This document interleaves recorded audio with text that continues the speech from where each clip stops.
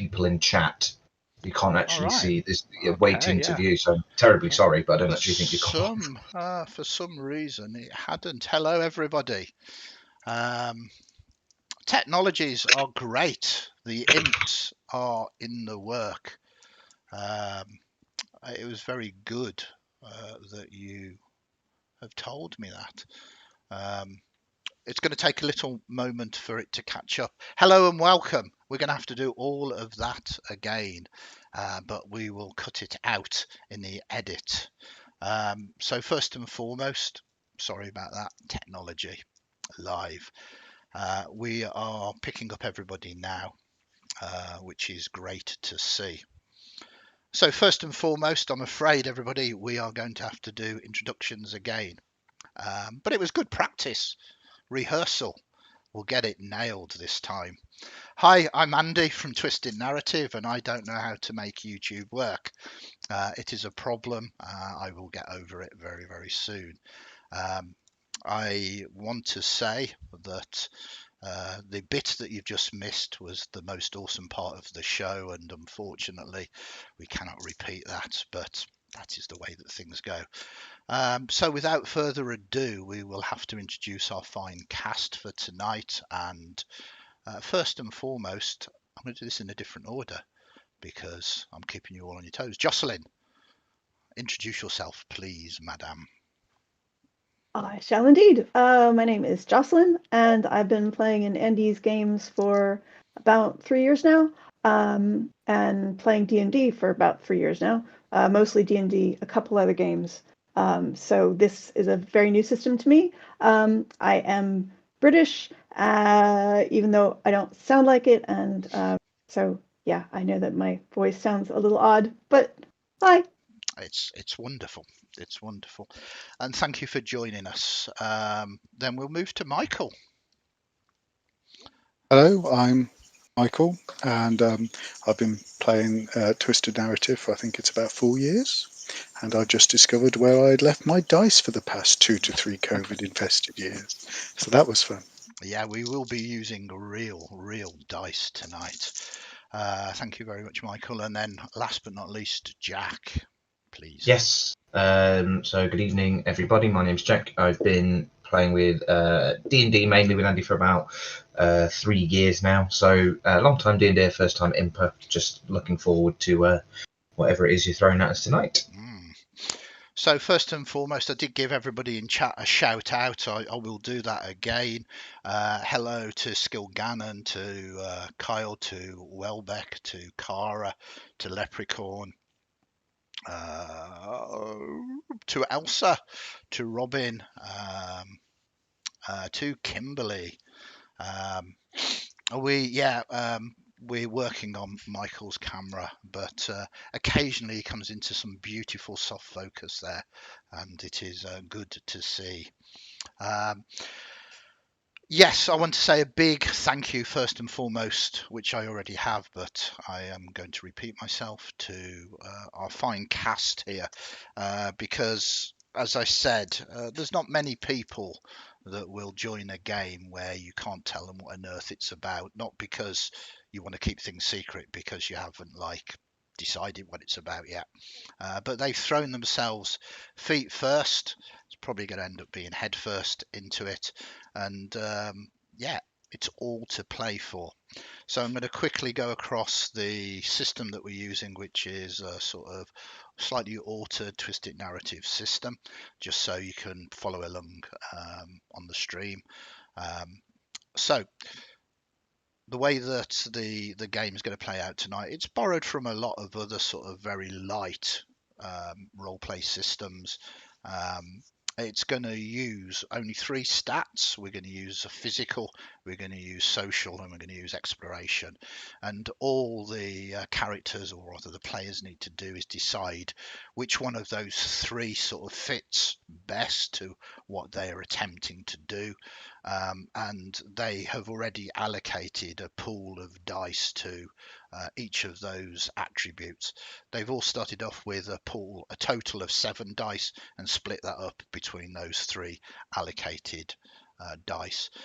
They will be looking for a number of successes, a trivial action, which technically we don't really need to roll for because they should succeed on that, but it might require a number of ones rather than just a single one. So for the fun of it, we might ask them to roll. It'll be like a 1. A kind of average difficulty will be like a number of 3s.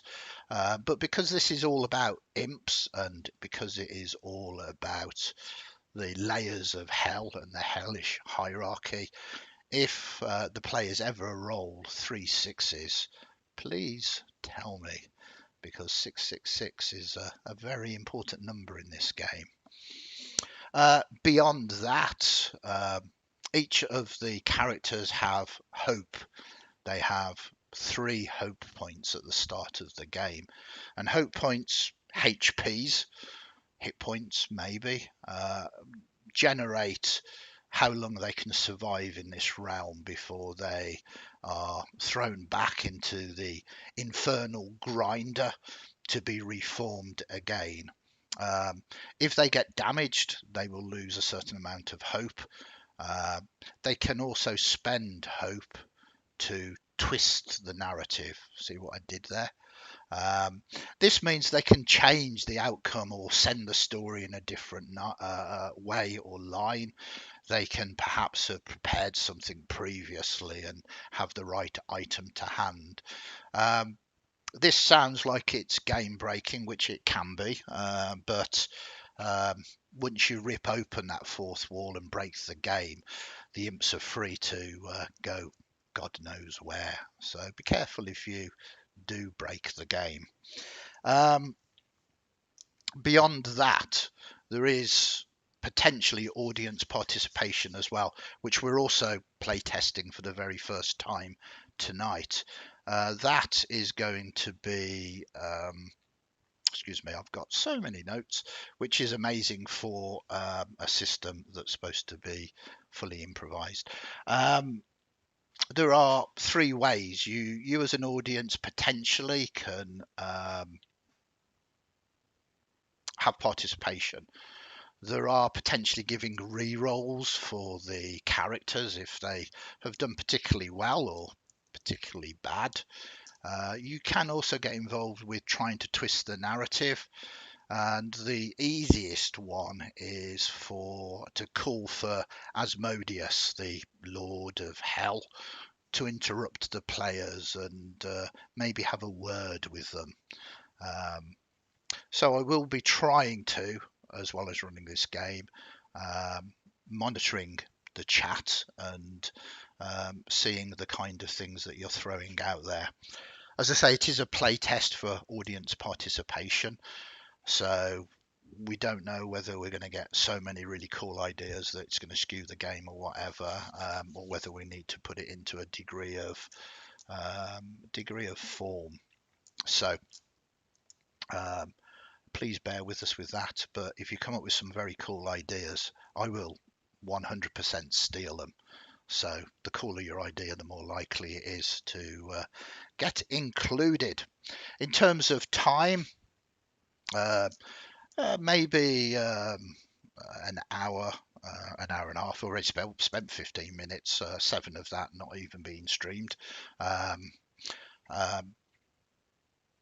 Maybe 2 hours, but no longer than sort of 10 o'clock tonight. We'll see how it goes, see how everybody's enjoying it.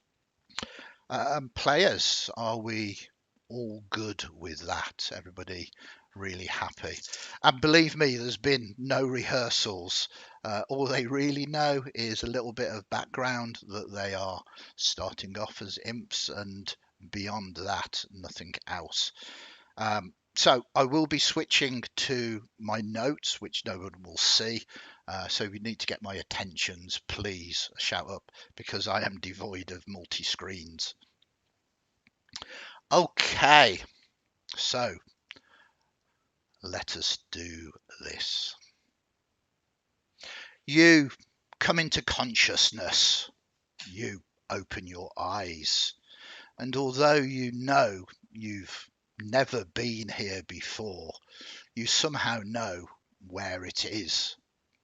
a green spawning pit and instruction chamber for new imps of Nessus, tiled with obsidian and black iron, clean, a bit chilly, and empty apart from other imps here.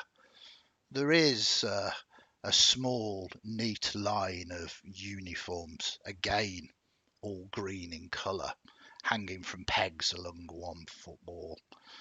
And of course, as you look around, you instantly know that these strange eyes that are staring out from the wall, glyphs, not real eyeballs. I mean, why would you have real eyeballs in your walls? That's just creepy.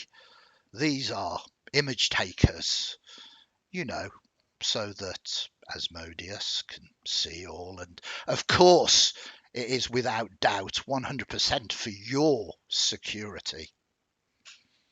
There are other imps here, and like you, they're slightly damp, rather confused, and very, very naked. Well, quite naked.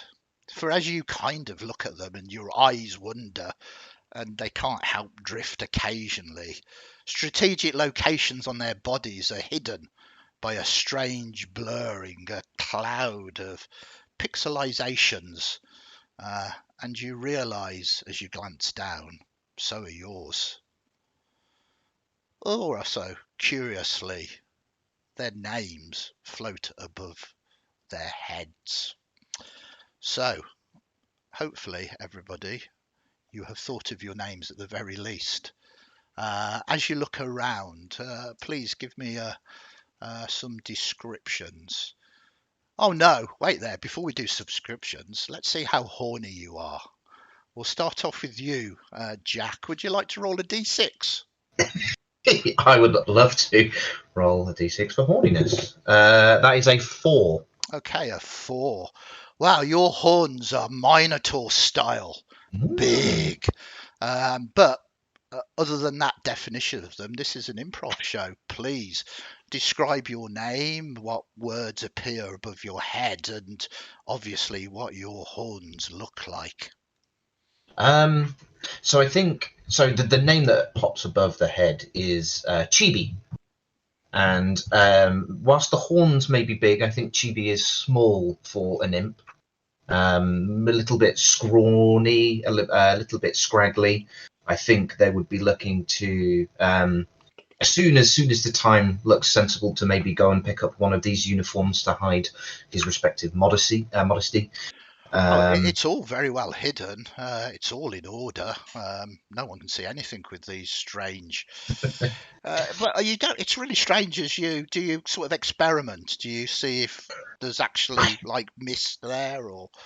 I don't think Chibi would. I think it's all just a bit. I think that it's all maybe coming back to him, maybe not. Mm-hmm. I think for now it's just looking around, maybe seeing what the other imps are doing, maybe just trying to sort of just mirror them for a little bit, that kind of thing. Okay. Until we get a lay of the land. So what do your horns look like? I'm intrigued. I mean, they're Minotaur-esque, but I mean, horns must be important here for imps. I think so. I think I would like so like he's quite small and scrawny, but he with that sort of Minotaur, but quite sort of disproportionately big. I feel on his head once it sort of go up and curl round and sort of come back round underneath his ears. Perfect. So you, without instruction, go to grab your uniform. Mm-hmm. Wow. I mean, you're a real go-getter, you are, aren't you? You're just like using your own initiative, which maybe is a good thing, provided you've guessed that's the best thing to do. But you've said it, and I have. unless you want to spend one of your very, very scarce HPs to twist that narrative back, that is what you do. You move across and go to grab your uniform. How do you know it's your uniform? I don't think I have those memories, but I see them on the peg. I see the eyeballs. Chibi thinks this is maybe he should have been a bit more cautious and waited for some kind of go ahead. But it seems to be that this is initiative is a good thing, surely. Yeah. Maybe. Perfect. So cool. Okay, let us check Jocelyn's horniness. Roll a d6, please. 6. 6. Oh dear. I can never remember whether a 6 is a good thing or a bad thing, or maybe I don't need. Oh yes, wow. Stylish. It'll be interesting to see how you rock this. Kind of like one of those horny toads. You don't just have horns on your head, they sprout from all parts of your body. But that is the general description. Please let us know. Are they small, just kind of little, kind of studs, or are they large? What do they look like? Oh hell no! They are really quite sizable and very very elegantly shaped into little sort of uh, seashell whorls. Oh, nice. And if you were to chat with her, you would find that her name above her head is Annie the Barber. And she has, or will have, once she's dried it out properly, because right now it's all damp and yucky, the most spectacular haircut, sort of dodging and weaving among all these horns. So that it's one of those things that you see in a stylist magazine, but no human being ever actually wears in the history of the human race, or the imp race. And she cannot wait to get her hands back on a pair of scissors so she can trim her fringe and get her hands on other people and make them look fabulous so that she can start working her way up. All right. It seems that you've decided what your career path is already. You have ambition. I mean, ambition. So we have initiative and we have ambition. Interesting traits to have. I'm sure your great friend and overlord Asmodeus will approve of these things. Do you go and get your uniform as well, or a uniform? You do see that there is one that seems to have multiple holes in it, which you assume is possibly yours. Well, I scan the line of uniforms to look for either the one that looks nicest and would fit me, or the one that has the holes. And so I go up to check. I touch it and look it over to check and see if the holes would match my horns. Okay. I mean, you're not just pulling a uniform off, you're checking. I want the first roll of the evening. What I want is an exploration roll, unless you can argue for physical or social. Would argue for social, because I would turn around to everyone else who's getting out of the pool and say, hey everyone, there's an awful lot of uniforms up here and everyone wants the best fit, right? So anyone mind if I go look at this? Because I think I'm going to be the easiest one to narrow down. Sounds good. Let's see how well it works, though. Give us a social roll. A 6, a 2, and a 1. Okay. It seems that they all sort of nod. I mean, we cannot control the actions of these other player characters. There are more imps than just the three of you here. Do either of you two say anything or react to that, or are you happy for that to happen? My imp will nod enthusiastically and give her a thumbs up, or them a thumbs up. Okay. Same. Okay, so you go and you choose perhaps the best one. They are all green, and there is one that seems to have an awful lot of holes cut in it that your horns would sort of come through. Yes, perfect. And we don't want you to be left out, so give us a d6 roll, Michael. Let us see your level of horniness. Oh, a 5. A 5. Well, I don't want to have favourites, but this is one of my favourite ones. You have a large nose horn like a rhinoceros. Well, the horn sprouts from your nose rather than your head. Maybe it should be up there and your forehead has slipped or something. This is for you to decide. I think the only thing to add to the nose horn will be it seems that someone has spoken to his family and there is a large safety cork on the end of it. Right. He is the type of person who's only allowed to have blunt scissors. Above his head, written in Comic Sans serif, is the word SWAT with a double T. He has the fine, muscular physique of a nurgling. All right. Lovely. The moment is going to be waiting for other people and handing out them to them until he panics a bit at the end of the shirts and manages to get one which is probably very ill-fitting with the buttons straining. So yeah. I love it. As you sort of start handing them out and getting ready, there is suddenly a voice that booms. It is like liquid chocolate, silky, beautiful, the kind of thing that you could sink down into and just lose yourself forever. Dreamy. Greetings, new citizens. The voice issues from everywhere and nowhere at the same time. Welcome to your first day in Melshim.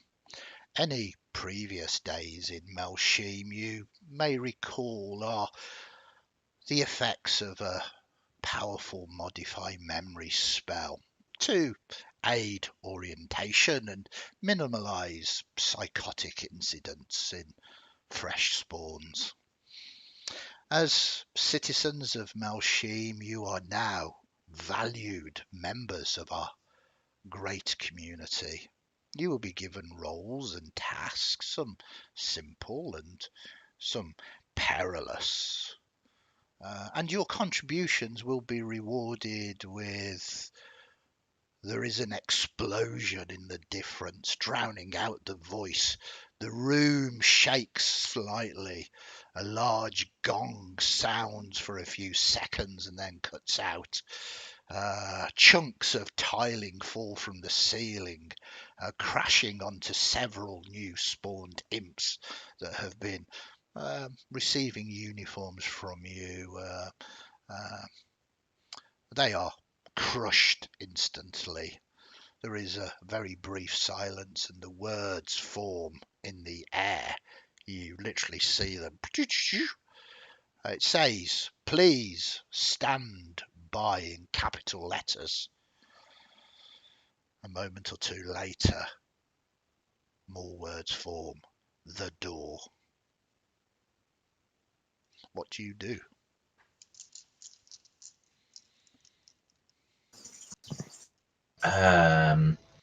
Chibi is very skittishly and quickly just going to go and hurry across to the door and just wait and see. Okay. Use your initiative and you obey instructions. You kind of see these eyes. They're not eyeballs, as I say, they're glyphs. They're kind of carvings in the wall, but they seem to move as you move across. Every action that you take seems to be for your security. Of course. That is what Chibi does. What about the other two surviving imps? I mean, well done. You've managed to survive this far. It's only been a few moments since you were spawned last. I think SWAT is looking rather forlornly at the sort of broken off arms of the imp that he was handing a shirt to before some masonry fell on them. Is there a door? There is indeed a door. You hadn't noticed before, but yeah, there's definitely a door. And as you kind of questioned, where's the door? Is there a door? Suddenly, in front of your eyes, flashes a gigantic arrow pointing to the door. Again, you're kind of not sure if the arrow's there, or whether you're seeing it, or how does this magic work? Oh, that's awesome, Asman. And we'll waddle over to the door, pleased to be helped. Did you just call Asmodeus Asman? Asmodeus has like lots of syllables. You can't expect this poor chap to remember all that. He's fully expecting to end today as an armchair. That's his high point. Okay. What about our last surviving imp? Annie is gonna see the glowing arrow and think that it might actually be a trick, because this is hell, and hell is full of trickery, lawful trickery, but trickery nonetheless. And so she's going to look around to see if she sees a second door. Wow, trickery, you say? Trickery. I'm literally, everybody can see me. I've got a pen. I'm making a note of trickery in hell. Okay.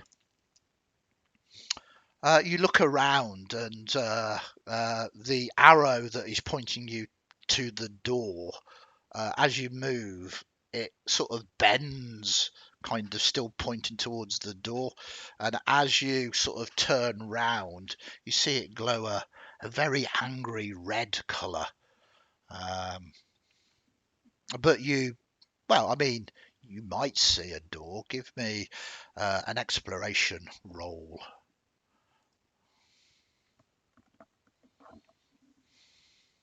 4 and a 6.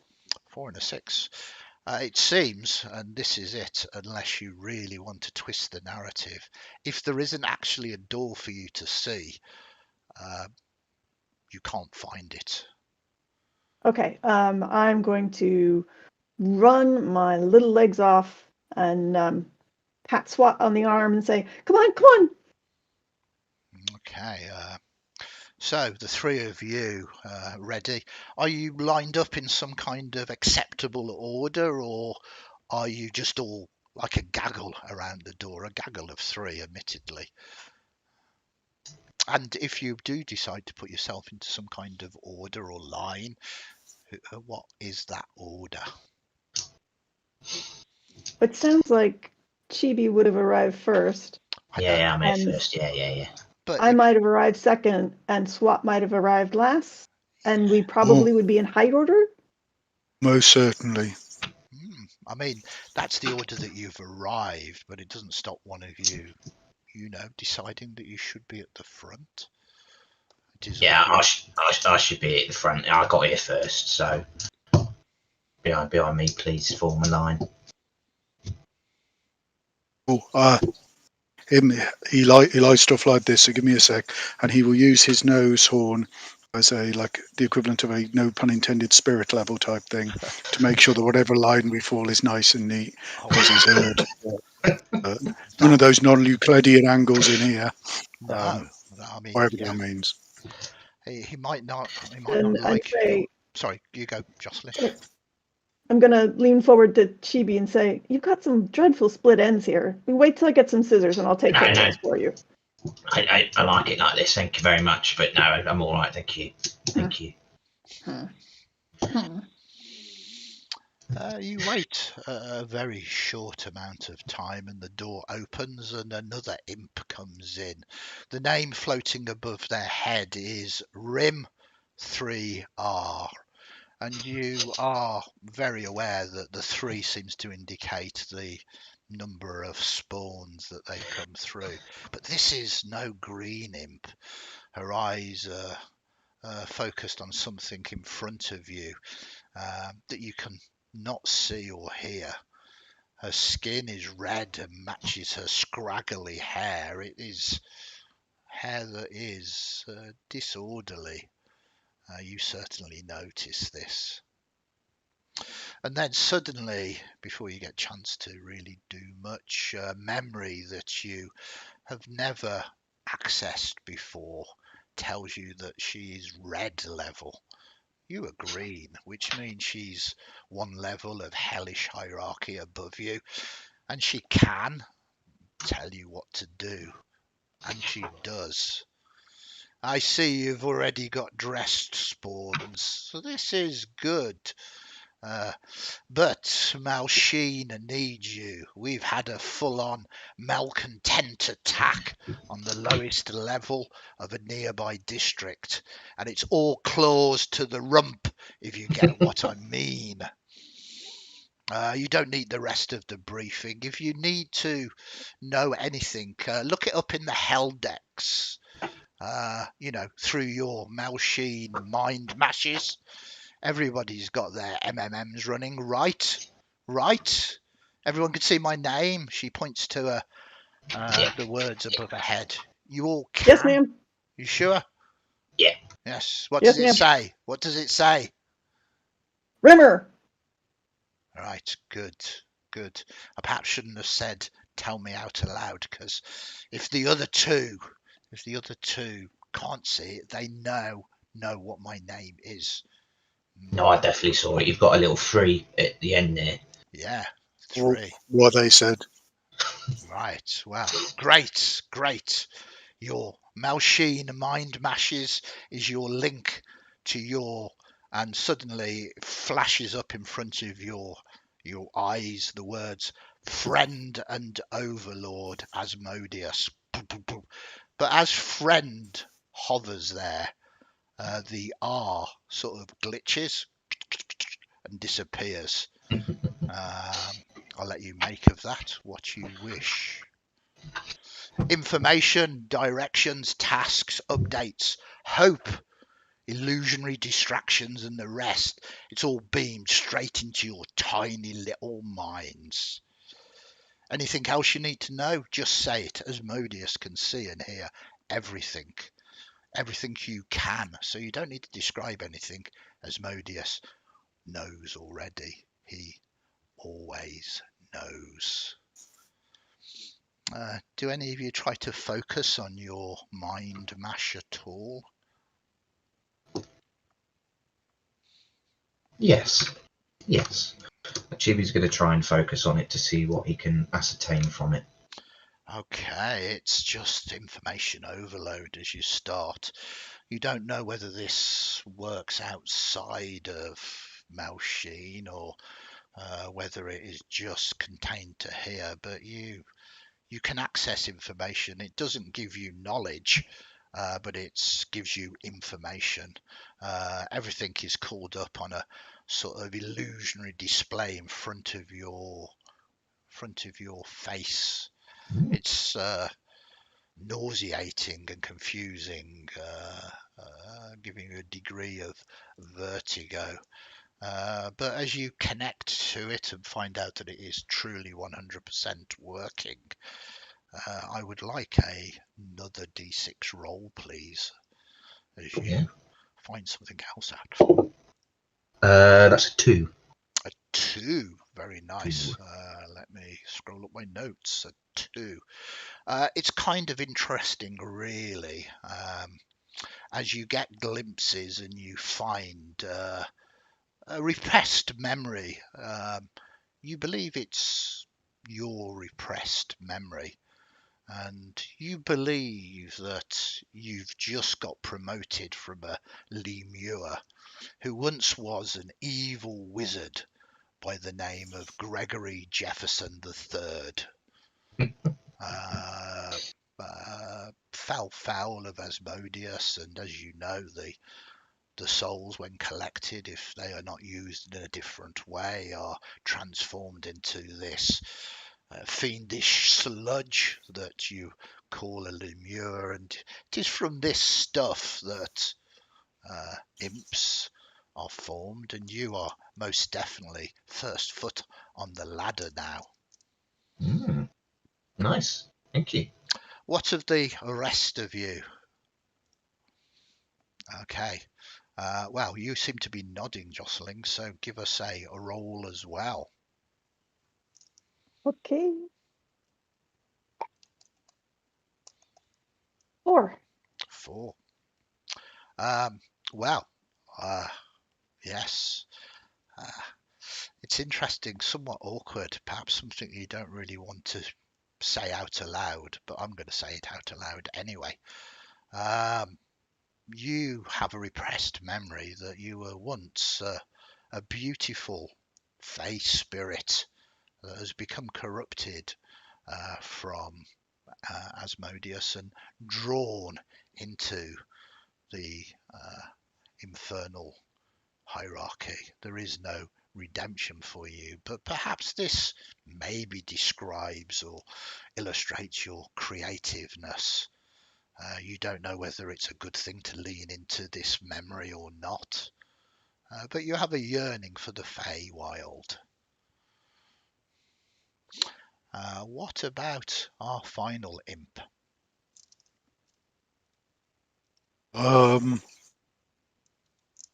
He's having a bit of trouble. Not that bright. Yeah, he'll try and do things, looking at what the others are doing and trying to copy. Yeah. Since they're doing it in their head, he's just really scrunching his head up a bit. Yeah, you sort of connect to things. You see things that perhaps are not really for your eyes. It's a little bit of a shock. But as you sort of get all of this information, you do as well get a repressed memory. Let us see what that is.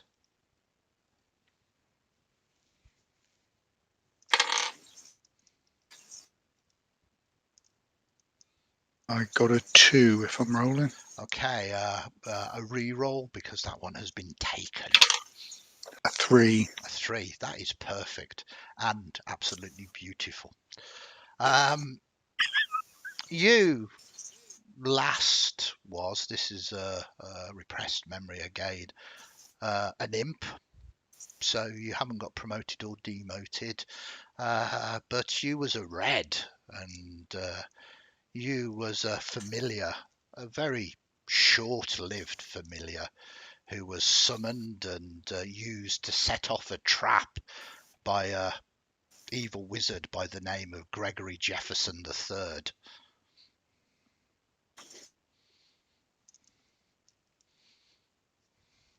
Yeah, it was very much like, you do my bidding, go forward. It was a very short memory, but one that stays with you.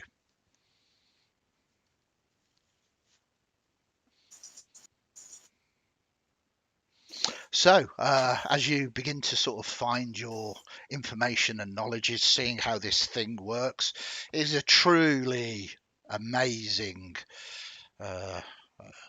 arcane infernal device that means that you are tapped into the very mind, or maybe Asmodeus is tapped into your very mind, knowing your every thought or movement or desire, or, well, anything they want, really. As you are... Sorry, yes. Oh, absolutely. Please shout up.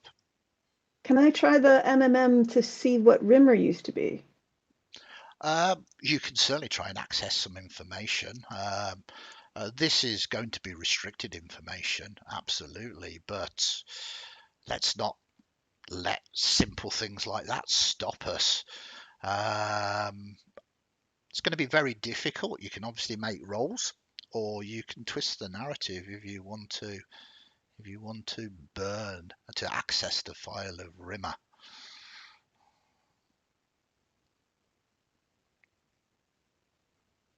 I think. Well, I think first of all, I would want to try to argue that this is social because I'm trying to form a social interaction. Oh, absolutely. With her. It's okay. Just what I am simply saying to you is that it is very difficult to do. Yeah. So I'm more than happy for you a social role, but you're going to need a number of high successes for it to succeed. Okay. Which, you might just fail. There might not be any repercussions to you putting your mind where it shouldn't be. But then again, there might be. Or you could just twist the narrative, lose a hope point, and let it succeed. Oh. I'm going to let it succeed. Okay, so describe to me how you twist the narrative to access secret information of an imp one level higher than you. Okay. So, I put in where it says access denied, I put in username Rimmer, the way she spelled it. Yep. And password username Brimmer and password lowercase RIMMER. Yeah. And it lets me in. Oh, just as simple as that. Yes. You're not going to Yes. hack the system. You just basically guess what their password is, basically. I'm from the Feywild. Things come strangely Oh, there. are you announcing that to the world? I'm from No, the no, no, Feywild. no, no, no, no, no. No. That's a little too much. I'm not saying any of this out loud. I'm engaging with it Yeah. in a way. I'm sort of off in the corner so that nobody sees me doing this. No, this is good. Because I want an unfair advantage over Chibi and Swat Yeah, to I try would and suck like. up to Rimmer. Can you and me just gather in that corner away from the other imps for the moment? Yeah. And let me just tell you, I'm Asmodeus. There are no secrets you can have from me. So you access this information, and oh yes, there's a lot of juicy information on Rimmer. I mean, literally, the word Jobsworth was created for Rimmer. I mean, it didn't exist before Rimmer. Rimmer came, and then the word Jobsworth was invented for them. If they can claim any kind of prestige, status on anybody else's behalf, on their actions, they will do. They will. They will say that it was their idea. They will take all of the praise and all of the benefits. They are not particularly the best social climber, as you realise the 3 indicates. This is their 3rd actual spawning, not their 3rd spawn, but the 3rd time that they have completely started afresh again. But there are huge reports, normally from Rimmer, about how Greens have done this wrong or done that wrong, how they fundamentally shouldn't be doing this, and claiming all of the benefits and praise for themselves. Yeah, they are a complete job's worth, and not to be trusted at all.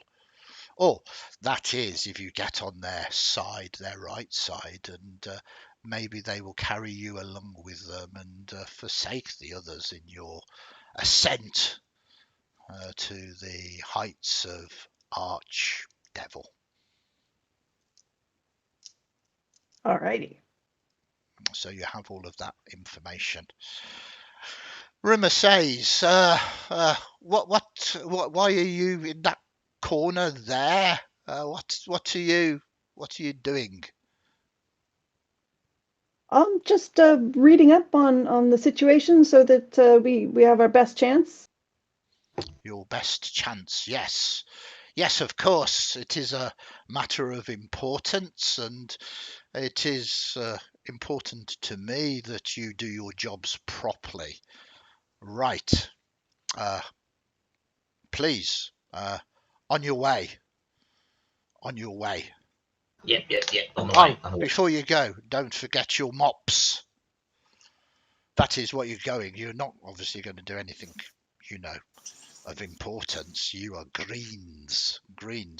You're going to be mopping up the sludge. That's fine. Anything the benevolent leader wants, No, more than happy to be of service. absolutely.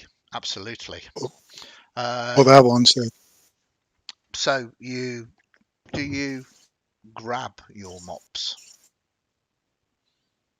Chewie definitely does. Mm-hmm. Okay. As you leave the room, the silky voice of Asmodeus sounds once again. Congratulations on joining Malsheen Workforce, citizens. Please accept 1 hope, each as a bonus. Hope can be spent on necessities or luxuries, including increasing your status in the hellish hierarchy. Before you continue, though, ask yourselves these 3 questions. 1, do I have all my equipment with me? 2, do I know where I'm going? 4, do I know what to do when I get there? And 6, do any of the people around me look like mutants, malcontents, or any form of traitors? If the answer to any of these questions is no, or in some cases yes, then ask your mission briefing operative for clarification. Good luck with your mission, citizens. And the voice dissipates again.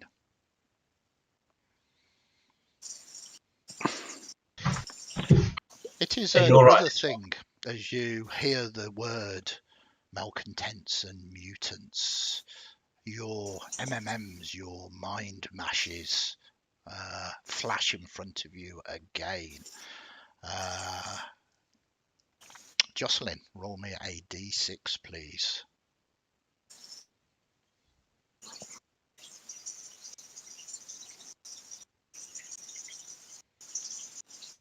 What did you get? 4. A 4. Oh, right. You do indeed have a special mutation that, again, you might want to keep to yourself for a number of reasons. It seems that your mutation is gaseous discharge. I'm going to leave that up to you, how it manifests, what it does. This is Imp Rov, but your mutation, and it's most definitely a mutation, is that you can seem to have gaseous discharges. It might be beneficial, it might cause harm, it might just be very rude. But that is perhaps something else that you wish to keep a secret. We'll mix things up and say, Jack, you let us see what your mutation is. Is a 1. A 1. Mm. Your 1 is empathy. Now, this doesn't mean that you're empathic with others. It means you can read their feelings. You can sense what they're feeling. Again, feel free to use it. It's not something that you particularly want to mention. You're all aware when you have these memories. You're looking down a list of mutations are bad. They are signs of taint, abyssal taint. Report any mutations immediately to your superiors so that you may be disposed of. Having a mutation seems that it will get you respawned very, very rapidly. And last but not least, let us see what our final imp has. A 5. Oh, 5. 5 is quite simple. You have a phobia. I will let you choose what that phobia is. There is something perhaps wrong with you, but you can keep that a secret and bring it out whenever you wish to. But if this phobia, this fear is uncovered as a mutation, again, spawn of chaos, of demons, it's not a good thing. But of course, you all look suspiciously at each other, wondering whether there are any mutations amongst your allies. Are you going to say something, Michael? Yeah. You two, could I have some help here, please? Can we see each other's MMMs? No, it's like a heads-up Ooh. display, so you can see each other's Ooh. names, but Does anyone know how to reset this thing? What have you I done with it? accidentally. Well, there was this demon prince from another circle of hell, and he had 100 million soul coins that he was willing to transfer over, and he just wanted some details. And I pressed some buttons, and now I'm just full of these little windows appear. I don't. It won't. Oh, I can't help you with that, mate. You're on your own with that one. Oh, You're just gonna have to. right. Yeah, you're gonna have to get some anti MMM's virusy software thing. I'm not touching that. I'm sorry, pal. Right. I think I remember that from a past life. It was really, really bad. Oh, I don't know. Maybe talk to Rimmer. Ask Rimmer for help. She can help. Nah, you'll all be all right. right. What? Just keep it. Don't worry about it. Just is it like blurring your vision and stuff like that? No, only in really important times, I think. Oh yeah, just keep It'll be it. fine for generally getting into danger, but once I'm in danger, it will no doubt trip me up. Just keep it. I think you'll be all right. Maybe it just goes away after a small amount of time. Right. For a bit, he looks completely swayed between two separate people giving him decisions to make, but he's slightly scared of Rimmer, so we'll go with the easier one and go. Yeah, it'll be fine. Fine. Yeah. You'll be fine. You'll be fine. Grab your mop. Yeah. You kind of manage. You've basically got tunnel vision at the moment. There's all of this flashing lights, but you do it as you leave this room. Okay. Very nice. So the journey through Malsheen. Malsheen is the large stalactite that is the actual fortress of Asmodeus himself. It resembles a giant hollowed out stalagmite. The citadel is also the prison for souls that Asmodeus has locked away for safekeeping. I mean, you are all part of this great citadel spire, home to Asmodeus, your friend and overlord, and his infernal court. You are where everything happens. And you make your way down towards the district that and it's kind of strange. Your your mind mash, is showing you the arrows whenever you sort of divert. It kind of tries to correct you. There's no compulsion.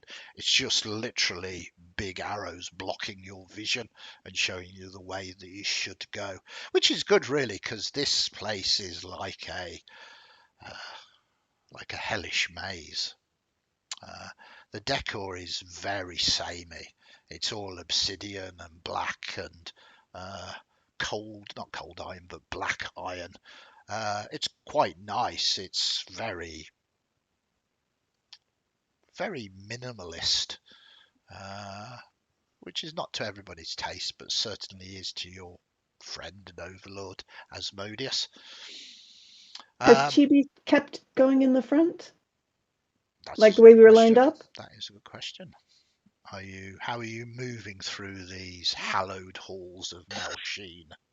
Well, the great one has there is a job to do, so we'll be moving with purpose. I think if someone would like to be an equal level, that's fine. But if someone looks like they're starting to overtake, there will be a bit of pep in his step. Okay, great. I'm staying behind. And yeah, sorry. Hopefully in the middle, unless SWAT would want to. Okay, great. Oh no! After like 2 seconds of trying to mentally battle with you to get pole position, you win, and he lets you. It's like, no, you can't get behind me. What was it? Yeah, all right.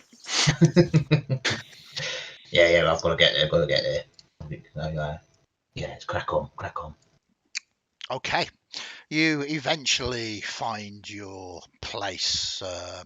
You're not guided by Rimmer. You're using your mind mash to guide you through, and you're not alone. There's various devils moving around here. Some that are sort of bearded and barbed and all sorts, really. Up to most definitely very, very important infernal stuff. You find the smear on the obsidian tiled floor that you have been sent with your mops to clear up. It's quite well. The smear has been there a little while and has dried. It's going to take quite a bit of elbow grease. Do any of you attempt to do anything other than start scrubbing away with the mops. I will. Well, he will rub his elbows on the thing to pre-treat it with elbow grease, and then begin mopping it. He has heard this as well. Yeah, love it. Elbow grease. You all see him sort of rubbing his elbows down upon it, and nothing seems to be happening. But he's got big. Have you got a big smile on your face, or is it overshadowed by your huge horny nose? I don't know. I don't know. He is smiling. He is happy in his Yeah, work. He's confident that he's doing the right thing. Well, one of you is working at the very least. What of the other two of you? Is the mop in a bucket full of water? Oh no, you haven't got any water or anything else. It just seems they've given you mops. It might be an oversight on them, but I mean, shouldn't you really have asked for buckets and water or something like that? You, with your special secret knowledge, is surely Rimmer's going to blame you for this. Surely so. I am going to turn into a. I'm going to turn into a knucklehead trout. Okay. So London, thanks for all the fish. An imp's ability, all imps can shapeshift, and Yes. You turn into a trout and flapping about on the floor. I'm flapping about on the floor, and presumably I don't materialize from absolute nothing. I would have been in water, so there would be water between my scales, and there would be some water in my gills and some water in my throat, and I flop around and try and get it a little bit damp. I mean, I very much like that, but I'm not sure that's how shape-shifting works. Really? I think you just transform into the creature that you choose rather than summoning something else from beyond. But that's how it should work. But we throw such things out here. I mean, you've already earned an extra hope. You're back up to 3. You could twist the narrative to make something that should happen. Well, how about when I realize that I'm not getting the water that I wanted, how about I transform myself from a knucklehead trout into an octopus, and I sort of spread myself out over the mop and use all my tentacles to kind of suck up the blood or gore or whatever it is that we're trying to suck up, and move the mop bits around more effectively. I mean, you use the word suck up a couple of times, and that works for me. If you suck up to Asmodeus, absolutely, and you definitely are using it as you are skidding around the floor, sort of trying to do this. One would assume that there's a degree. I'm not sure. I know octopi are incredibly intelligent creatures, very, very nice, but you always imagine them to have some kind of moisture. So I'm going to let you be a moist octopus. Thank you. Because I get to use the word moist as well. Yes. Yeah. I'm in my element, and you start dampening the floor. You've got elbows, you've got octopi. I mean, this is one hell of a party. Are you just watching it go by, or is there anything that Chibi's going to do? No. He is going to be using the mop, but obviously with waterless. I think just giving it his best attempt, probably not doing a particularly good job. But I'm going to, at the same time, use his empathy to maybe just have a little look in SWAT's head just to see what's going on, or try and ascertain. Oh, great. Okay. When the trout appears, SWAT has 1,000-yard stare.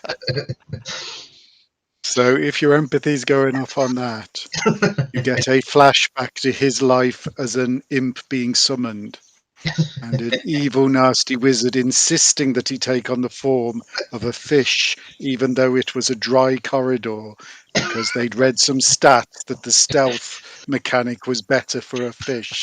And so you just get the sense of him remembering flopping down a corridor, round out of sight, and then there's just a sound. And that was it for him. So Okay. he's quite happy when the octopus appears. He sort of judge out of his 1,000-yard stare, and So I mean, otherwise he's dim as a cheesecake. Really, he's not too bright. okay. Is there any kind of feeling? I mean, it was a horrific experience for you, obviously, but do you have any resentment to that evil wizard that did Oh, such a thing to you? a deep abiding hatred of someone with so many syllables he has no hope of remembering his name. Okay. But he thinks there was a number in there, and Yeah. maybe Edward or Greg. But Ed Greg. Okay, so Ed that Greg the 77 is the nearest he's got. is what you come up with. Perfect. So you working very hard. This is what adventuring's all about: trying to get some imp sludge off the ground. We really know how to rock things here. As you are doing all of this, suddenly a very, very large pop-up window appears in your field of vision, sort of glowing, illusionary effect. It is alerting you all to the proximity of a wanted malcontent. You sort of all get the feeling that, well, this is a dangerous thing, and he might even be after your mops. You have a few moments to react to this information being mind mashed into your heads.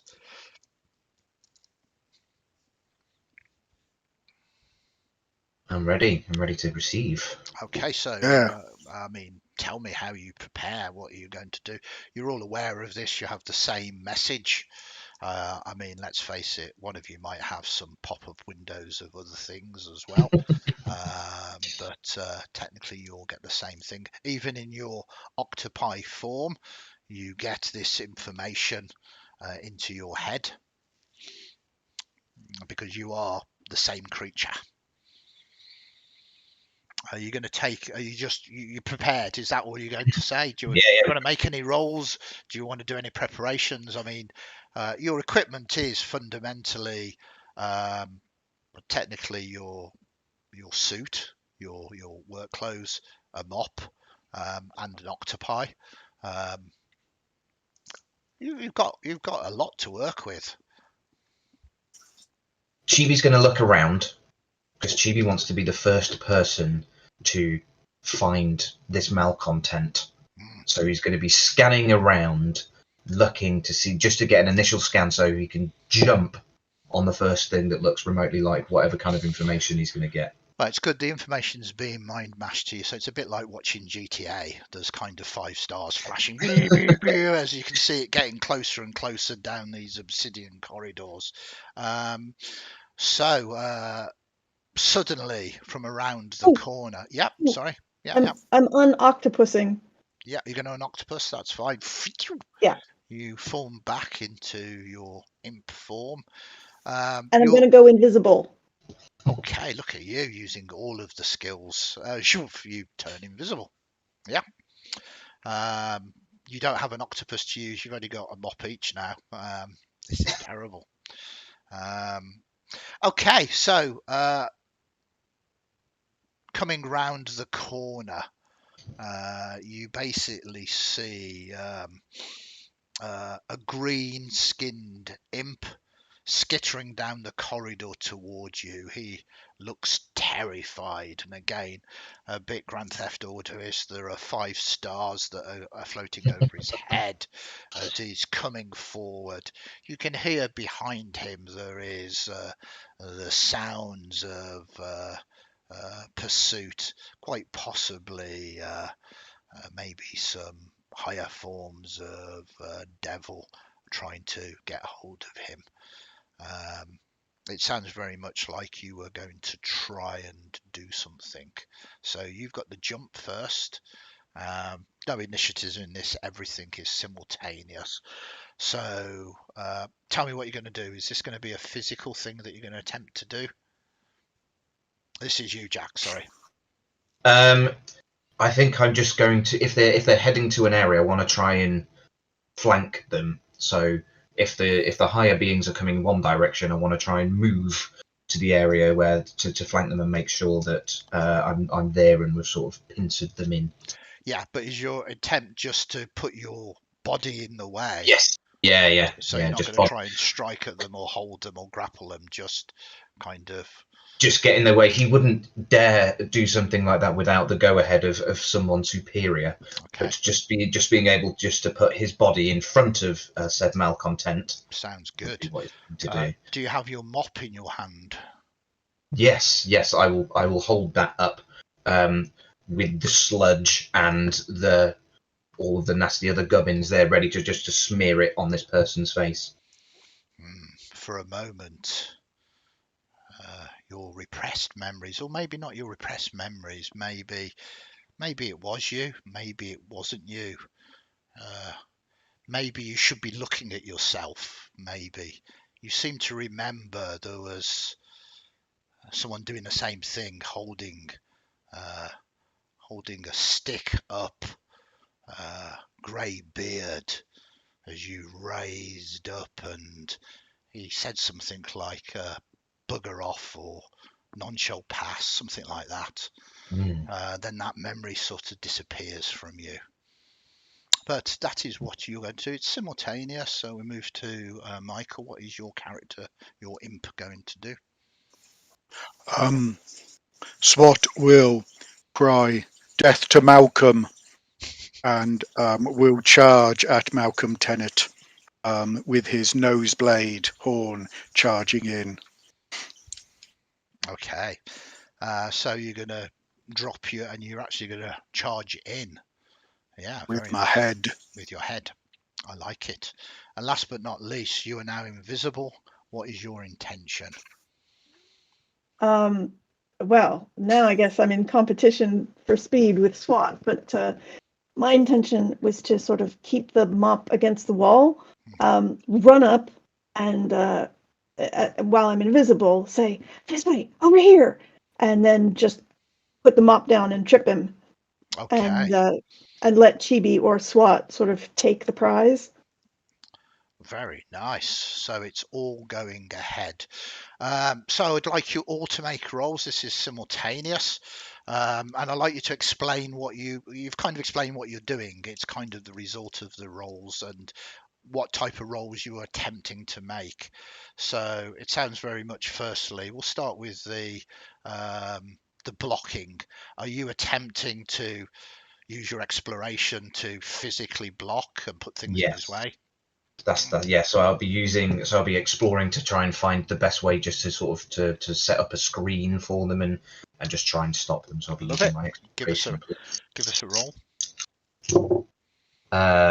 A 1, a 3, a 4, a 6. Yeah, that's very good. So he comes skidding round the corner and he's kind of looking left to right, and it's going to be very difficult for him to sort of get past, to kind of sees you blocking the way there. I think then, invisible imp, you're going to move forward. Are you using what skill to try and trick him? My primary skill is going to be social, to trick him into slowing down. A deception, absolutely. He's just terrified running forward, green-skinned like you. He kind of sees Chibi in the way. 5 and a 1 and a 1. That's okay. It's fine. There's no fails in here. You only needed one success and you got a 5. So you kind of whisper over here, and as that you stick out the mop. Yes, is that right? So he comes charging forward, sort of changes his direction rapidly, You kind of whisper, it's kind of one moment, there is this flash of relief as he thinks that he's going to be safe. Suddenly he trips and falls, begins flying through the air, and you charging forward with your head down. Is this going to be a physical? Yeah. Thank you, boss. Thank you, boss, for sending him. And we'll make a physical.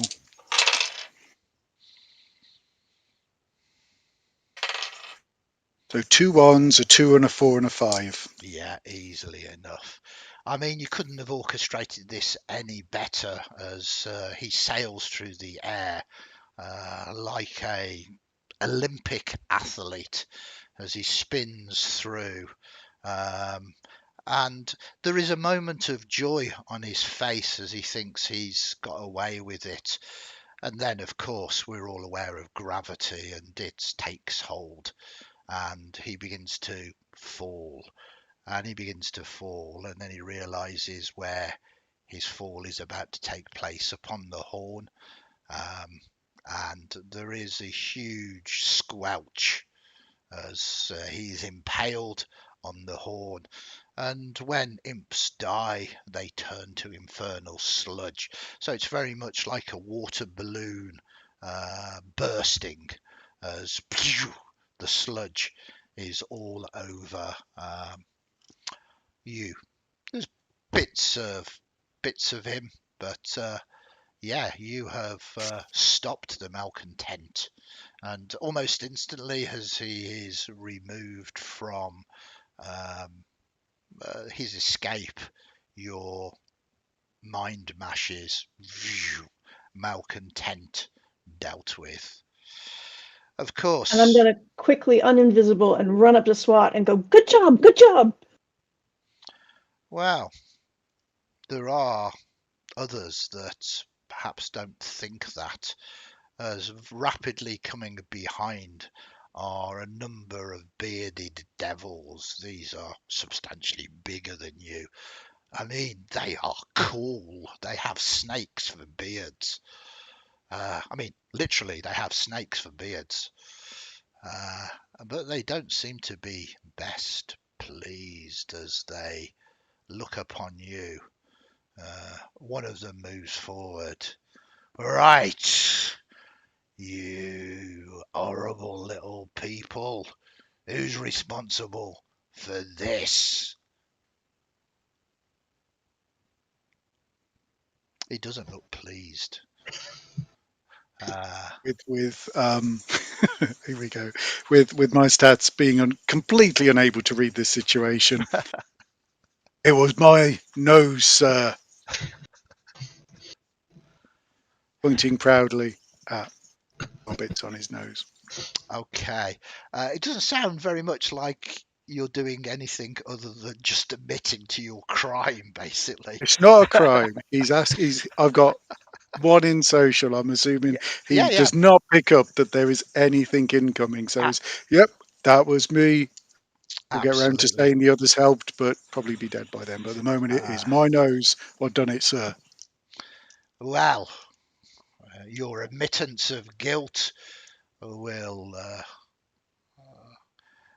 earn you a swift death as he raises his big glaive. Oh, I heard something. Strike you.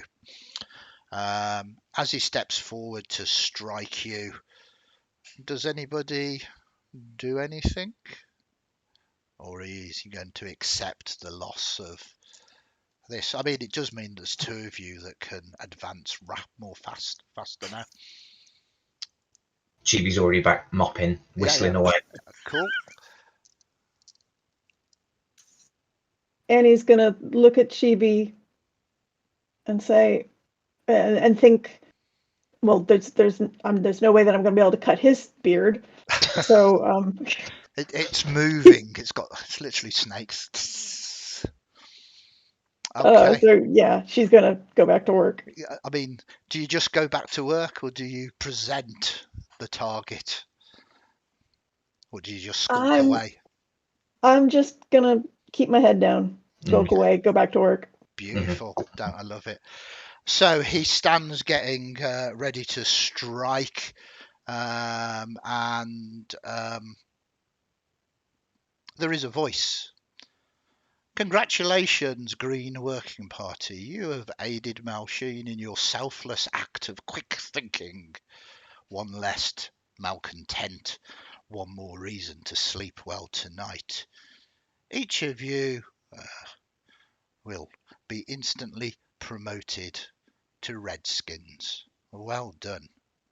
And the bearded devils instantly step back and they all whoa, whoa, whoa, and start clapping. You can see there is hatred in their eyes for you, though. And they're forced smiled with their snaky beards. They look incredibly annoyed. If you can, sorry. Chibi's gonna start clapping as well and walk up and put his arm around SWAT. Yeah. Like yeah, we did it. Oh, it was great. Oh, couldn't have done it without you two. Yeah. That was all of us. They're lovely. They are. Probably see them in the canteen later. Look how happy they are. And he's joining in. They don't dare say anything with the silky, smooth voice of Asmodeus speaking as they write about your work and duties, and they move off. You're still covered in gloop, of course, but you have noticed as soon as Asmodeus wills it, your skin has gone. It sort of transfers from being a green colour to red, and your uniforms change as well.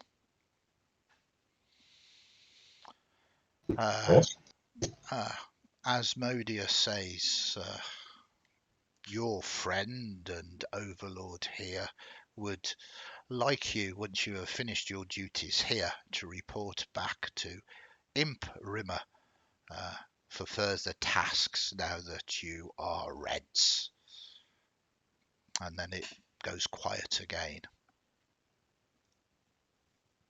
Well, I suppose we better got to do this quickly then, haven't we? If we need to get back for what he's saying. So let's get back to mopping, get this nice clean job, and then we'll head straight back to Rimmer. Yeah.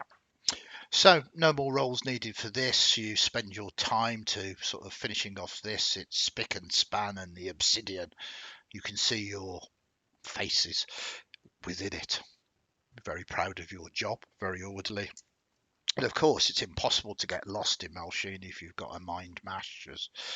Well, if it's got a mind mash that is working, maybe occasionally, should you choose to, you might have to help one of your number to reorientate themselves a little bit. And eventually you find yourself in the offices. I mean, Rimmer calls it an office. It's not really an office. It's more of an empty room, more of a sort of, well, niche really. But to Rimmer, it is their office. And she's looking at you all very happy. I spoke highly of you all to our friend, and again the say friend, the R sort of appears on your sort of illusionary word in front of you, and the R glitches and disappears, just melts away. And Overlord, and he's most pleased with your actions. I recommended that all of you should get promoted immediately to Red, and he very much agreed. And of course, so much more privilege with Red. You get to see the multiverse. You get to do tasks beyond mere greens. And I have just, and she hits a clipboard, the one here, a very problematic mission, one that will bring, if you are successful, much hope to yourselves, so that you may progress up the very fine ladder to the heady heights of the hellish hierarchy. It seems that we have an individual here that prefers to go by the name the Devil himself. And I mean, our friend and our overlord has taken umbrage to such words. So what we would like you three to do is to transport yourselves. Obviously, we'll arrange that. Well, pull him a peg or two down. Either directly or indirectly, use your own initiatives. This will be a mission where we will, of course, disavow you. I mean, we don't want to cause any waves of politics at all. It's quite interesting, really. The place is Bijou, a small realm, not very large at all. The weather there is fairly clement, some rich forests and the like, and I believe there is a remarkable castle where he makes his home. So, I would say, are you willing to accept this task? But to be perfectly honest, you don't really have a choice. Yes, of course. This disavowing, Yes. will it hurt? Well, what it means is that you are independent operatives, as it were. You're acting not on the orders of our friend and overlord, but on your own initiatives. In other words, if you get caught and horribly tortured, you are not to mention that you've been sent by us. Probably blame an evil wizard or summoner. He brightens up at the thought of blaming an evil wizard. Splendid, splendid. Well, let me have a look. Barovia is your destination. The target of your covert operations is Baron von Strad. Enjoy yourselves. Remember, whatever you do, it is for the greater progression of my career. Thank you very much. Do we need mops or something? You are more than welcome to take the mops with you, but we do require you to fill out forms in triplicate and ensure their return once you are done.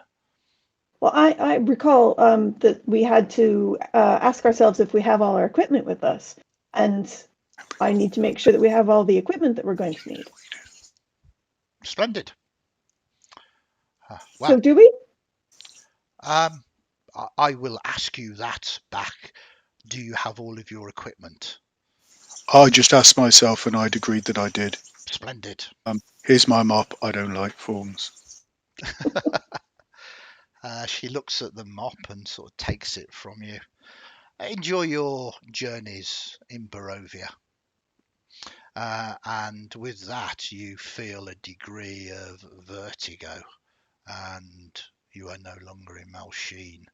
You find yourselves in a dark, overgrown forest. There is a insipid mist around, and high on a mountain where lightning is striking down, you see a Gothic castle of sorts.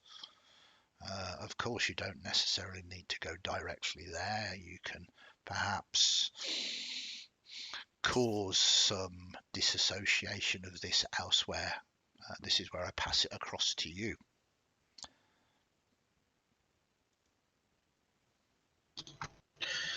Right, well, I suppose if we've got the idea is we've got to go take this Strahd down, we need to go do this straight away, don't we?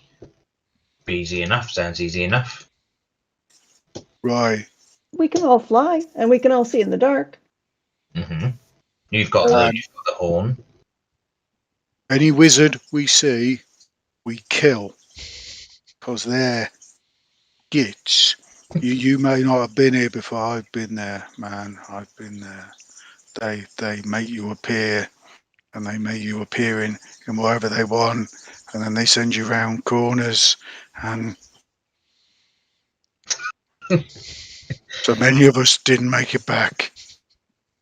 I tell you what, if we see a wizard, you can kill them. How about that? How about that? Yeah. Now, I've never even seen a wizard. What do they look like?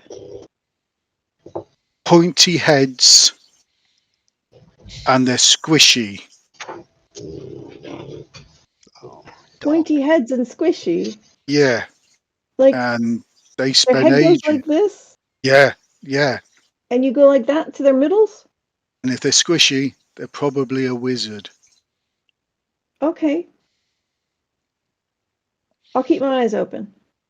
Yeah, and they Very- like having log names, and I think they must come from big families because they're named with numbers as well. What, It's like like River mine. with the 3? Yeah, but it usually comes at their end. Like mine was Marbeline Gregory the 57th or something, the one that did for me.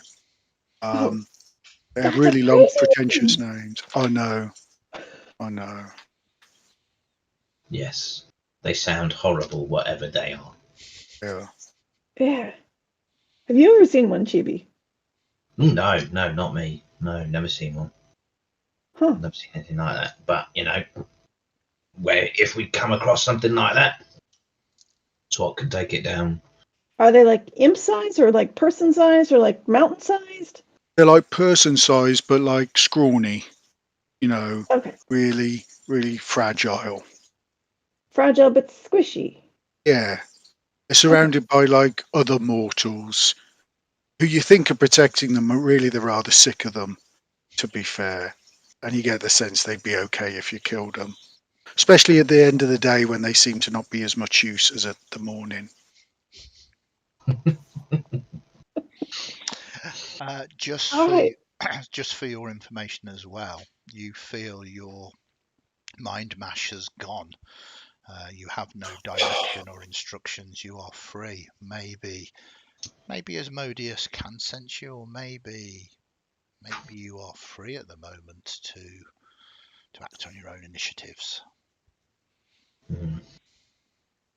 Well, should we head for the mountain so we can get a better view, or head straight for the castle? What do you think?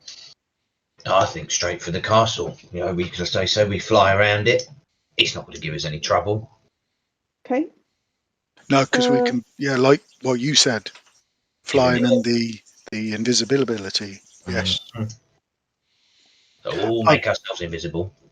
Oh, Andy, as Yeah. we look around, Mhm. if we were trying to say to take on an appearance that would fit in with the environment, are there any creatures that perhaps can fly Oh, that there are absolutely. hundreds of billions of within this location? Ravens, that glorious of creature. You could easily be a raven. I mean, Strad must love ravens. There are a lot of them here, so it makes sense. Ravens it is, I suppose, then, eh? I mean, to be fair, you could give me an exploration roll if you want to see if you can see anything else that is of use.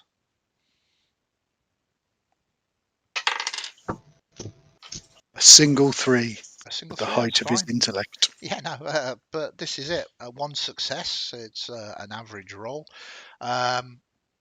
You've got a choice, actually. It is only a choice of 2. There's a lot of ravens, but there's also bats.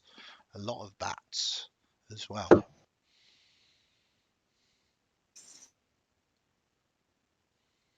So what do you reckon? If we were bats, we could eat some bugs on the way. I'm kind of hungry. Are ravens like herbaceous then? We're not allowed to eat. Maybe. Why don't we do a combo? Why don't we get a couple of bats, maybe with a single raven? Just in And case. we're all invisible? Yeah, Yeah. that, Yeah. that as well. I'll fool them. We're gonna. Well, I was gonna say we're gonna arm wrestle for who's gonna be the bats and who's gonna be the ravens. But if we arm wrestle, we know you're gonna win. So Why? Because you're so strong. Well, thank you very much. Thank you both for fixing my thing, because it's sorted now. That prince isn't bothering me anymore, and I'm not getting strange messages from people I don't know. So what would you like to be? I'm so happy. I'll be whatever you want. I like the idea of being a raven. Yeah, I like being Raven. Well, will you both be ravens, and I'll be a bat, because it has the advantage of having only the one syllable. Okay, so it's easy enough. You don't need to roll for this. That you are imps. It's easily within your remit to transform into these creatures, all of which have flight, and off you go. This strange trio of bats and ravens. Just to clarify, are you also invisible, or? Yeah. Yeah. Okay. What? So. God, who'd have thought imps are so powerful? This should be easy. Yeah. You fly up, and it's this magnificent edifice kind of high up, this impenetrable fortress. One would imagine that there is no way anything could get up here. I mean, there is a huge bridge that spans across this massive gorge, with huge gates and guards and everything else, but you're invisible and you can fly, and you just up there. It is multiple towered as well, but that doesn't bother you. You can easily fly up. I mean, most of the windows are small to stop people getting in, but you are small and could quite easily get into any of these. Where or how or what would you like to do? And I would just like to clarify, your mission is to ensure Strad does not call himself the devil himself again, not necessarily to defeat him, but if you want to defeat him, you can. Since we started up high, do you want to go in high? And Yeah. Oh, you're still here. Thank goodness for that. I thought I'd lost you. I keep on getting this weird buzzy in my ears. I keep on sneezing, and I get this really loud noise back, and I don't like it. Yeah. Let's get up high, get the surroundings, and then we'll maybe find a window to go in or something like that. Perfect. So you fly high, easy enough to get into one of the higher towers, and yeah, wow. I mean, this is nothing like Melsheen. The whole room is old, covered in dust and spider webs. It needs a good clean. Maybe you should have brought your mops. But you arrive in this chamber. There is a door, but the door itself is closed. I mean, the nemesis of most adventuring parties, and it seems like ravens and bats.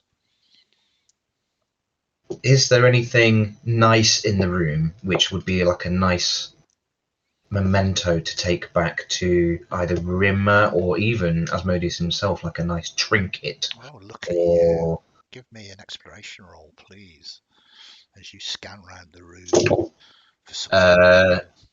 3 3s and a 1. Yep, 3 3s. Very good. So, looking around, yeah, there's a dresser, and on the dresser there is a jewelry box that is open, and in there you see that there's this beautiful ruby encrusted sort of necklace, very shiny, very nice. Grab it. Okay. Grab it. Put it in my imp pockets. All right. I mean, you've only got one in pocket, but it will fit. Lovely. And then I'm going to say to SWAT. It was right, you know, that you're very, very strong and very, very intimidating, aren't you, SWAT? So I think the plan is we go find that Strahd chap, but I think you need to be the one to like throw that big muscle around. Do you know what I mean? So you get in there and you tell him stop using that name or I'll have you.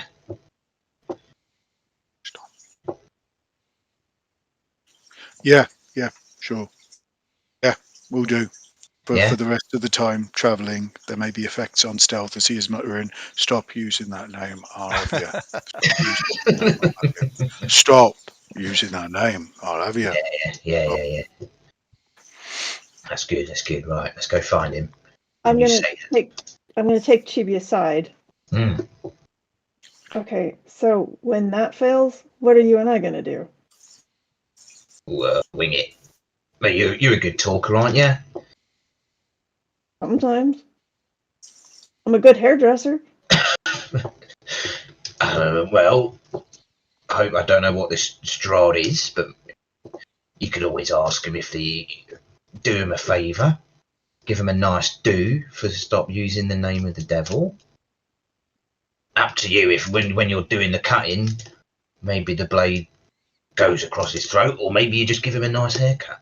I'll leave that up to you.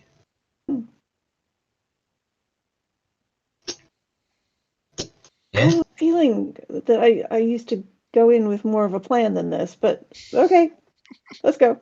Yeah, a nice haircut for the guy. That seems a reasonable bargain for stop using that name. So let's get this door open and try and find him. Okay, you. Stop using that name, I'll have you. Is where he's got to in the range of different versions while you're chatting, completely oblivious to your plotting. I love it.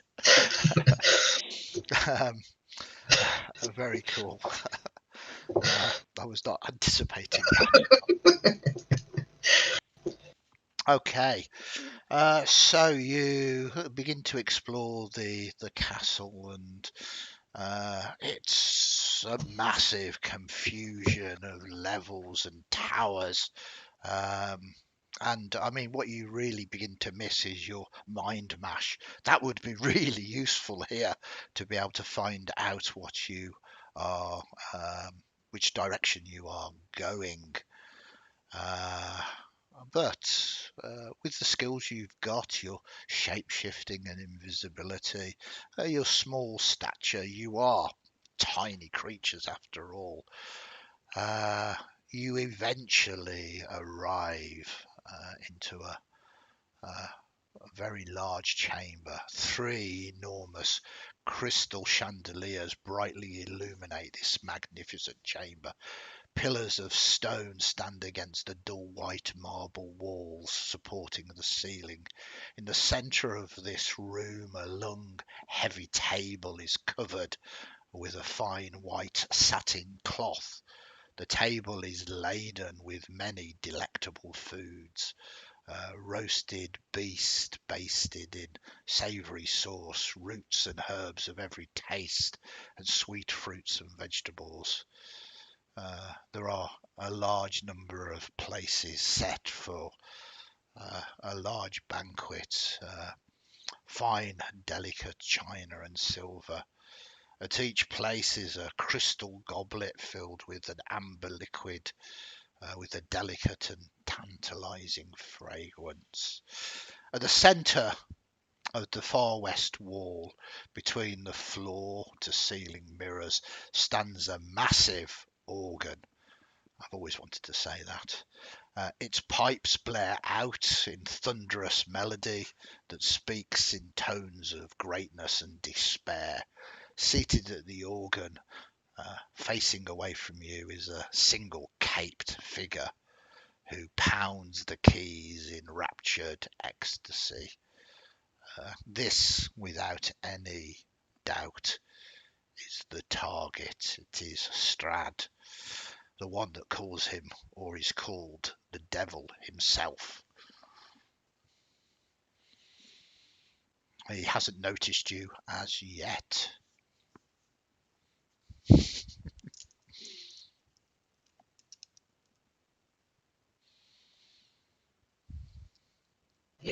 I'm going to go back into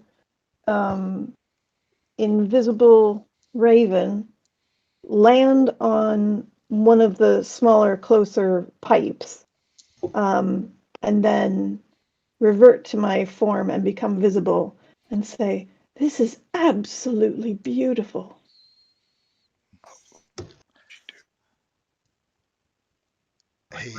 He sort of stops for a moment, and his pale face begins to sort of look up.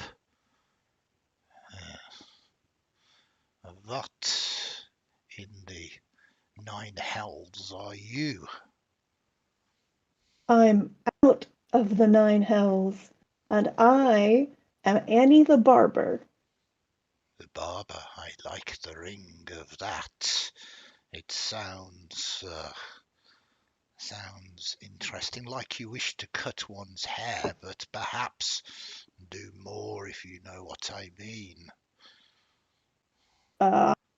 Oh, you mean? And of course I want to do more. So what is a servant of Asmodeus here for? Hey, what is your master up to now?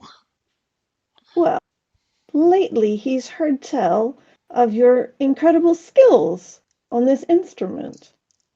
I am very And good playing with my organ. he has heard that as well. Hmm.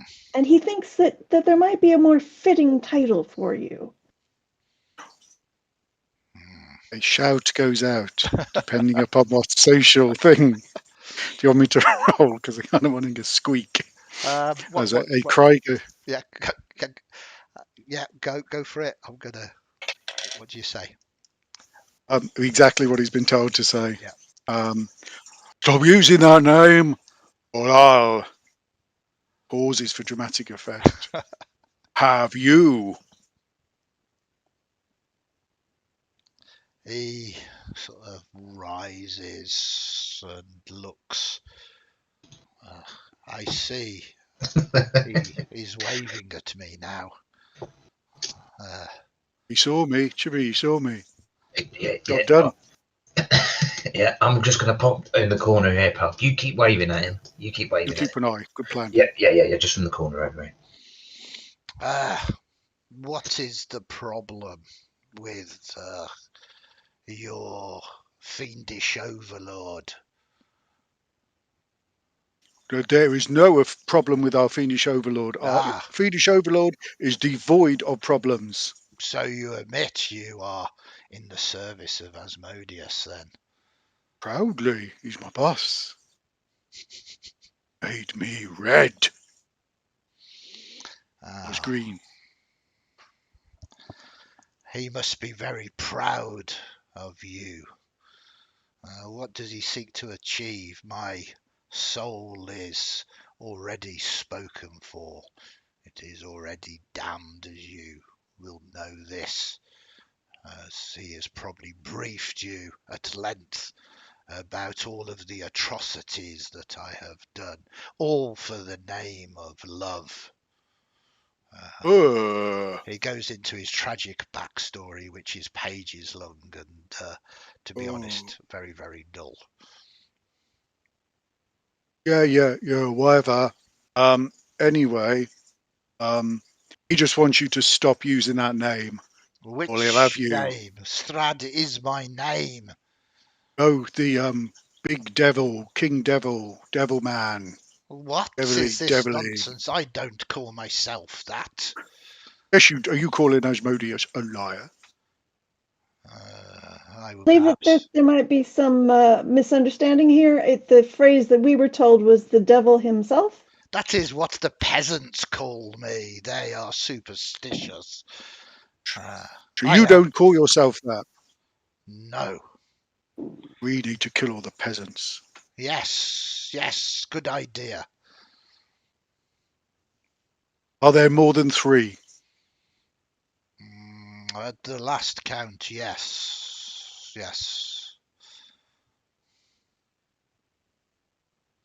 Swat shuts up for a bit while he does maths. This could take a while.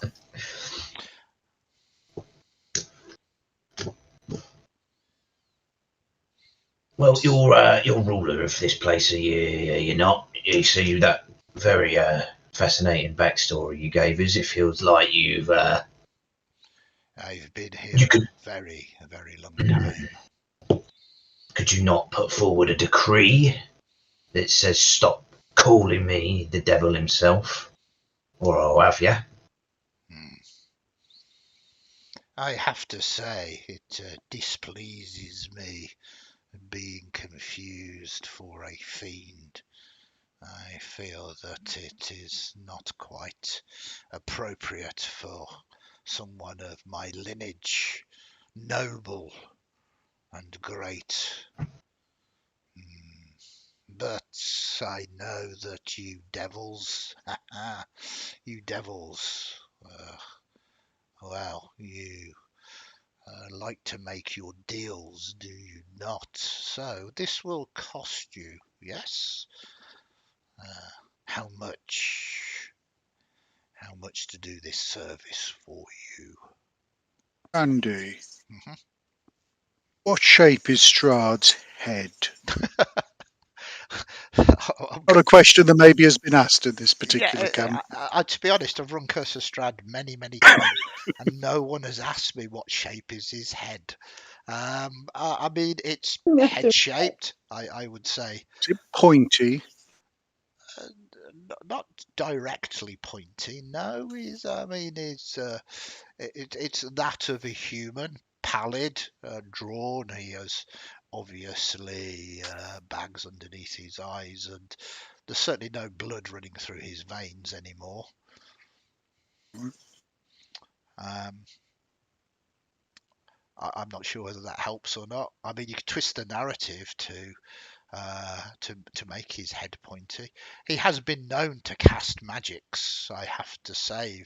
If that is the nuance of the question, is he a caster of sorts? The first level is the first direct observation of wizards, which are pointy heads. So he'll be wandering around trying to get angles to check that his head is flat and not pointy. He says, "What is but this? You know, I enjoyed your what is it? You are a feisty one, challenging me, Strahd, in his own castle. I am impressed at your bravado." what me? Why are you looking at my head so strangely? To see of the veracity of your words, to see if you had a pointy head, as we have had intel that pointy-headed people are not to be trusted. They're vicious, callous people who don't care and make you turn into fish. I have literally no idea what you are talking about. Oh, you are not like us. Sorry, you carry on.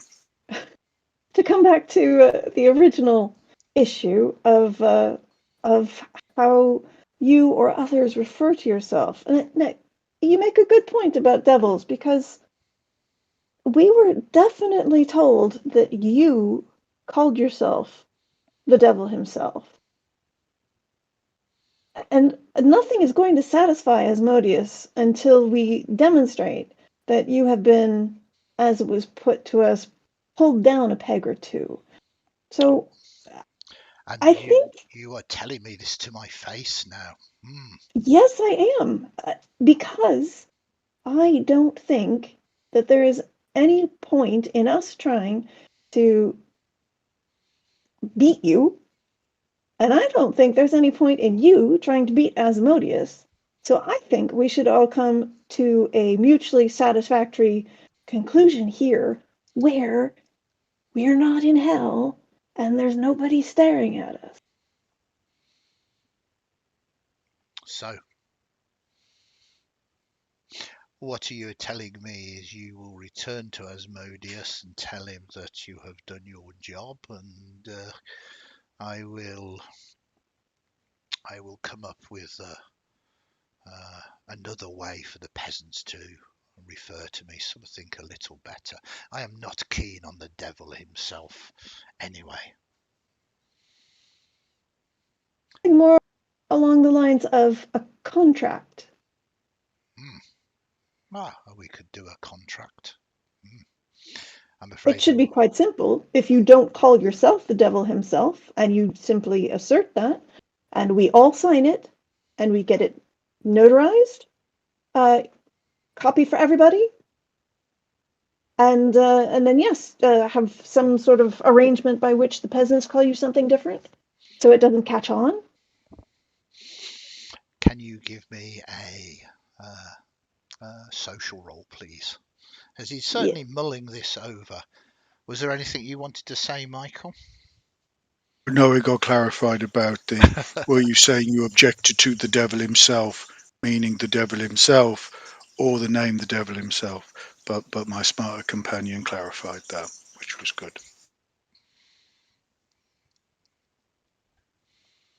2 3s and a 5. Okay. I think we have an accord. As you say, I do not wish to step upon the toes of Asmodeus. So, form this contract and make sure it is well written. No trickery here. None whatsoever, as long as our 3 names are on it. Ah, yes, I would be interested in knowing your 3 names. Ah.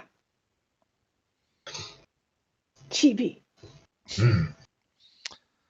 So, We spend most of our time in hell, so it's better to tell him our name.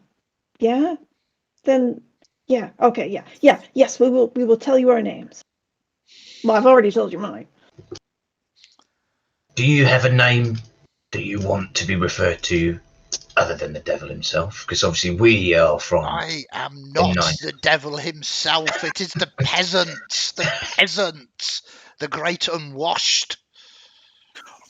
If you were to estimate, what fraction of are they all unwashed? I don't go round sniffing peasants. Would you say that somewhere in those peasants there might be wizards? Oh, indeed, they are a pain in my bottom, a thorn in my side, coming up thinking that they can simply cast their magics and bring my downfall. I have slayed many of them, and many more will fall to me. Oh, that's great.